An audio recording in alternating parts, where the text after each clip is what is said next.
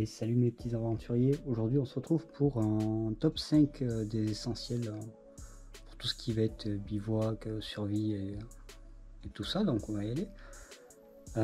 Donc je vous ai préparé quelques petits éléments là. Donc en premier lieu on va parler du couteau. Donc moi j'ai un Gerber, voilà, c'est un excellent couteau, la réputation n'est plus à faire. Donc c'est une lame fixe, moi je vous conseillerais toujours une lame fixe. Donc celui-ci, il y a un petit sifflet ici. Et on a aussi quelque chose de très intéressant dessus. On a, hop,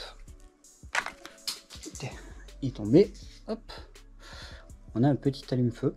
Donc on a juste à venir prendre son couteau et juste avec le petit truc là, hop, voilà, ça fait une petite étincelle. Donc on peut allumer le feu avec. Il est très costaud, je m'en suis servi dans les Pyrénées pour couper du bois. Alors pourquoi je vais déconseiller ce type de couteau là comparé au Gerber? En fait c'est simplement c'est des très bons couteaux, hein. Mais l'écran derrière en fait c'est quand on va venir par exemple couper du bois et que par malheur on appuie ici, en fait on va se trancher le doigt. Et du coup, c'est pas fou de se blesser pour des conneries. Deuxième objet essentiel pour moi quand on part, ça va être, alors ça oui, mais plus en fait ceci. Ceci c'est une paille filtrante en fait. Alors je m'en suis pas mal servi aussi dans les ruisseaux des Pyrénées parce que les animaux font leurs besoins dans les ruisseaux.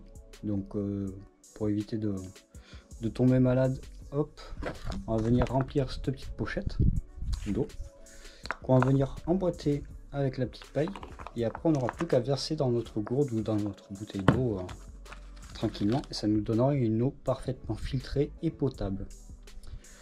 Le troisième essentiel pour moi c'est de la corde. Donc là il y a environ 20 mètres, hein, c'est de la petite ficelle, c'est bien pour attacher les trucs, pour faire des bivouacs, des trucs comme ça.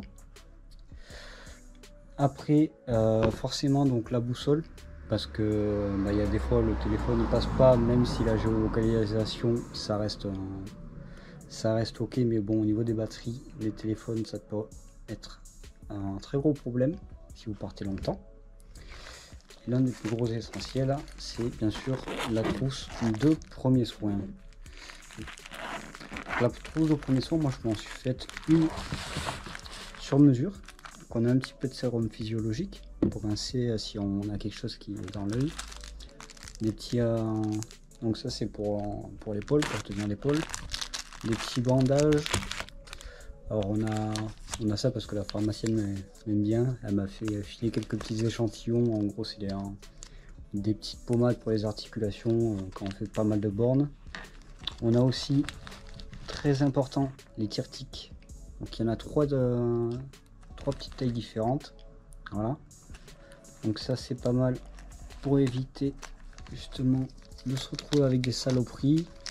Bien évidemment on a la célèbre couverture de survie, du sparadrap, du scotch, tout ce qu'il faut. Voilà pour le kit de survie. Et après je vous ai rajouté un petit bonus, forcément une petite lampe frontale de nuit. Donc vous prenez la moins chère, hein, ne vous cassez pas la tête. Hop. Et après j'ai un petit dernier élément à vous présenter. Donc ça c'est au cas où que vous l'ayez pas sur votre couteau à lame fixe que je vous ai conseillé. C'est le petit allume-feu. Alors celui-là il est un petit peu particulier, vous voyez, parce que bon, on a le décapsuleur pour la bière, bon ça limite, voilà. Donc celui-là, comment il va se présenter en fait, celui-là vous allez pouvoir venir allumer directement comme ça. Et vous avez aussi le petit bois en résine, donc, qui sert d'allume-feu, qui est vraiment pas mal. On va venir gratter un peu de bois comme ça pour avoir de la silure, et après on va venir allumer directement et ça va prendre tip top. Voilà, donc j'espère que cette vidéo vous aura plu. Si c'est le cas, n'hésitez pas à vous abonner et à liker. Allez, ciao ciao.